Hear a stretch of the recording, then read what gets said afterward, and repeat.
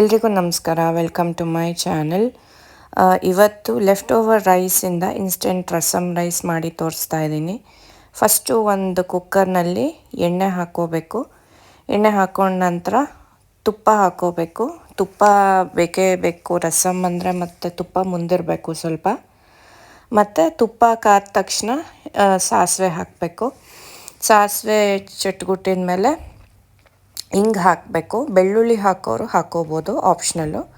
ನಾನಿಲ್ಲಿ ಈರುಳ್ಳಿ ಬೆಳ್ಳುಳ್ಳಿ ಯೂಸ್ ಮಾಡದೇ ಇರೋದ್ರಿಂದ ಬರೀ ಹಿಂಗೆ ಹಾಕ್ತಾಯಿದ್ದೀನಿ.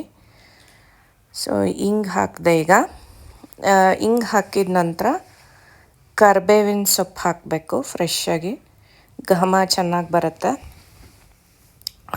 ಕರಿಬೇವಿನ ಸೊಪ್ಪು ಎಲ್ಲ ಚೆನ್ನಾಗಿ ಒಗ್ಗರಣೆಯಲ್ಲಿ ಬೆಂದಮೇಲೆ ಟೊಮೆಟೊ ಹಾಕಬೇಕು. ಒಳ್ಳೆ 1-2 ಟೊಮೆಟೊನೇ ಹಾಕಬೇಕು. ರಸಮ್ ಅಂದರೆ ಟೊಮೆಟೊ ಮುಂದಿರಬೇಕು. ಸೊ ನಾನಿಲ್ಲಿ 2 ದೊಡ್ಡ ಟೊಮೆಟೊ ತೊಗೊಂಡಿದ್ದೀನಿ. ನಂತರ ಅರಿಶಿನ ಹಾಕ್ತಾಯಿದ್ದೀನಿ. ಎಲ್ಲ ಹಾಕಿ ಅರಿಶಿನದ ಹಸಿ ವಾಸನೆ ಹೋಗೋವರೆಗೂ ಬಾಡಿಸ್ಕೋಬೇಕು. ಬಾಡಿಸ್ಕೊಂಡಿದ ನಂತರ ಇದಕ್ಕೆ ತೊಳೆದು ನೆನೆಸಿರೋ ಅಂಥ ತೊಗರಿಬೇಳೆ, ನೆನೆಸಿರೋದು ಅಂದರೆ ಒಂದು 5 ನಿಮಿಷ ತೊಳೆದ್ಬಿಟ್ಟು ಹಾಗೆ ನೀರಲ್ಲೇ ಇಟ್ಟಿದ್ದೆ ಒಂದು 5 ನಿಮಿಷ. ತೊಗರಿಬೇಳೆ, ನೆನೆಸಿರೋ ತೊಗರಿಬೇಳೆ ಹಾಕಬೇಕು.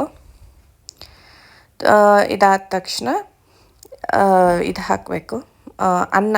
ಇಲ್ಲಿ ನಾನು ಕುಕ್ಡ್ ರೈಸ್ ಅಂದರೆ ಲೆಫ್ಟ್ ಓವರ್ ರೈಸಿಂದ ಮಾಡ್ತಾಯಿದ್ದೀನಿ. ಸೊ ಅನ್ನನೇ ಹಾಕ್ತಾಯಿದ್ದೀನಿ. ನೀವು ಬೇಕಾದ್ರೆ ಅಕ್ಕಿನೂ ಹಾಕ್ಕೋಬೋದು, ರುಚಿ ಹೆಚ್ಚಾಗುತ್ತೆ. ನಾನಿಲ್ಲಿ ಅನ್ನ ಉಳಿದಿರೋದ್ರಿಂದ ಅನ್ನ ಹಾಕ್ತಾಯಿದ್ದೀನಿ. ಹಾಗೆ ರುಚಿಗೆ ತಕ್ಕಷ್ಟು ಉಪ್ಪು ಹಾಕಬೇಕು. ಉಪ್ಪು ಹಾಕಿದ ನಂತರ ಬೆಲ್ಲ ಆಪ್ಷನಲ್ಲು. ಕೆಲವ್ರಿಗೆ ಇಷ್ಟ ಆಗುತ್ತೆ, ಬಟ್ ಇಷ್ಟ ಆಗಲ್ಲ. ನನಗೆ ಬೆಲ್ಲ ಪರ್ಸ್ನಲ್ಲಾಗಿ ಇಷ್ಟ, ಯಾಕಂದರೆ ಫ್ಲೇವರ್ಸ್ ಬ್ಯಾಲೆನ್ಸ್ ಆಗುತ್ತೆ, ಹುಳಿ ಉಪ್ಪು ಖಾರ ಎಲ್ಲ. ಸೊ ಬೆಲ್ಲ ಹಾಕಿದ ನಂತರ ಇನ್ನೂ ಒಂಚೂರು ಕರಿಬೇವಿನ ಸೊಪ್ಪು ಹಾಕ್ತಾಯಿದ್ದೀನಿ ಒಳ್ಳೆ ಘಮಕ್ಕೆ.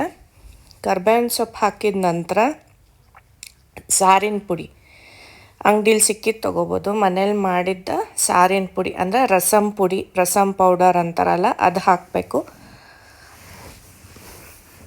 ಸೊ ಅದು ಹಾಕ್ಕೊಂಡಿದ್ದ ನಂತರ ಅದೇ ನೀರು ಹಾಕ್ತಾಯಿದ್ದೀನಿ ಸ್ವಲ್ಪ.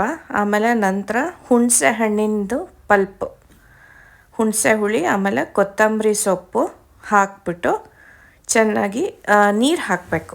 ನೀರು 1-2 ಬಟ್ಲೆ ಹಿಡಿಸತ್ತೆ, ಯಾಕಂದರೆ ಅನ್ನ ಬೇಳೆ ಇರೋದ್ರಿಂದ 2 ಬಟ್ಲೆ ಹಿಡಿಸುತ್ತೆ. 1-2 ಬಟ್ಲು ಆಗೋಷ್ಟು ನೀರು ಹಾಕಿ ಚೆನ್ನಾಗಿ ಕಲಿಸ್ಬೇಕು. ಹದ ನೋಡ್ಕೊಂಡು ಉಪ್ಪು ಹುಳಿ ಖಾರ ಎಲ್ಲ ನೋಡಿ 3 ವಿಷಲ್ಲು ತೊಗೋಬೇಕಾಗತ್ತೆ. ನಂತರ ಸರ್ವ್ ಮಾಡೋದು. ಬಿಸಿ ಬಿಸಿ ರಸಮ್ ರೈಸ್ ಯಾರಿಗಿಷ್ಟ ಆಗಲ್ಲ ಅಲ್ವಾ? ಅದು ಈ ಚಳಿ ಮಳೆ ಗಾಳಿನಲ್ಲಿ ಬಿಸಿ ಬಿಸಿ ರಸಮ್ ರೈಸ್ ಜೊತೆಗೆ ಪಲ್ಯ. ನಾನಿಲ್ಲಿ ಚಪ್ರದೋರೆಕಾಯಿ ಪಲ್ಯ ತೊಗೊಂಡಿದ್ದೀನಿ, ಆವಕಾಯಿ ಉಪ್ಪಿನಕಾಯಿ ತೊಗೊಂಡಿದ್ದೀನಿ, ಮತ್ತು ಹಪ್ಪಳ. ಇಷ್ಟು. ಮತ್ತು ಮೇಲ್ಗಡೆ ಬಿಸಿ ರಸಮ್ ರೈಸ್ಗೆ ತುಪ್ಪ ಇರಲೇಬೇಕಲ್ವ?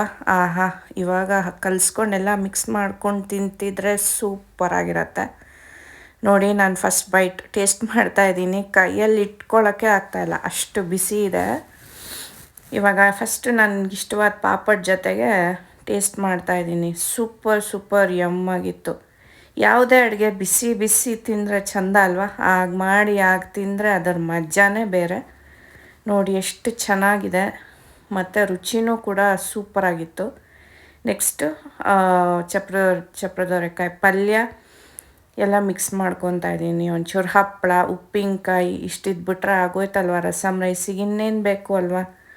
ಸೊ ಇಷ್ಟ ಆದರೆ, ಈ ರೆಸಿಪಿ ಇಷ್ಟ ಆದರೆ ನನ್ನ ಚಾನಲ್ಗೆ ಸಬ್ಸ್ಕ್ರೈಬ್ ಮಾಡಿ, ಪ್ಲೀಸ್ ಕಮೆಂಟ್ ಮಾಡಿ, ಲೈಕ್ ಮಾಡಿ, ಶೇರ್ ಮಾಡಿ. Thank you.